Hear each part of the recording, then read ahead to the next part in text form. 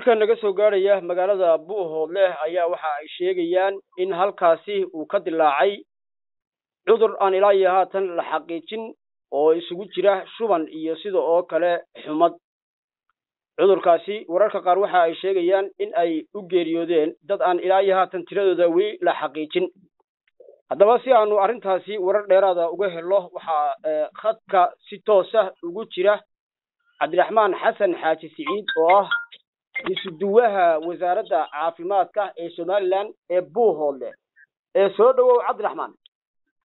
waa dhawahay walaal aad baad maastay wariye sare oo ku soo dhaweynaya runtii gobolka xaalkiisu hadda boqolkiiba boqol wuu degan yahay. waxaa jira xumad runtii ka jirta guud ahaan Somaliland oo runtii inana aynu ka mid nahay. xumadaas runtii waxay ku dhacaysaa qof dadka guud ahaantiiba iyadoo runtii aysan runtii ay dadka oo dhan ay ku dhacayso oo yar yari waaweynba runtii aysan runtii cidnaba dhaafaynin. runtii sidoo kale waxaa jira shuban ka jira dowladda deegaanka xuduudda aynu la leenahay kaasoo runtii dadku ay ka imaanayaan dadka shumaya.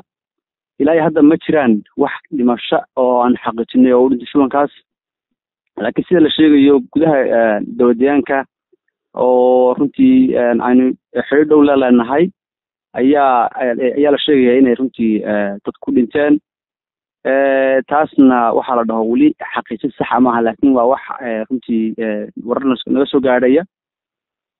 laakiin dadka sida saxda waxay uga imaanayaan runtii dowladda deegaanka oon xuduud dhow la leenahay.